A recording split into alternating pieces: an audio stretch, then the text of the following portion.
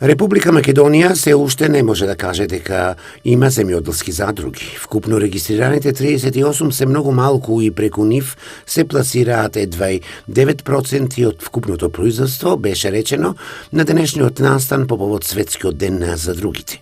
Последната државна поддршка на земјоделските задруги беше објавена пред 5 години. Во моментов се изготвува правилник со кој ќе се воведе поинаква мерка со сосема друга насока, а целта е земјоделците заеднички да излезат на пазарот преку откупни собирни центри и калибрирано производство, истакна Трајан Димковски, шеф на кабинетот на министерот за земјоделство. Според него, македонските производи се помалку конкурентни и на пазарите каде што традиционално се пласираат, а проблемот е во неконкурентната цена. Од други држави веќе доаѓаат и го земаат нашиот простор. Во последниве години може да се слушне дека имаме постојен проблем со одредени производи. Затоа идејата е да се поттикнат земјоделците на соработка.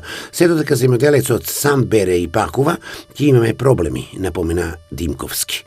Пораката на председателот на Македонската асоциација на земјоделски задруги Менде Ивановски е земјоделците конечно да сватат дека само здружени може да ги решаваат проблемите со пласманот. Се уште има влијание искуството од поранешната Југославија и тогашното функционирање на задругите, но се трудиме да го надминеме, рече Ивановски, додавајќи дека преку задругите во Шпанија се пласираат на 90% од вкупното производство. Годинашново мото на Меѓународниот ден на земјоделските задруги е одржливо општество преку задругите.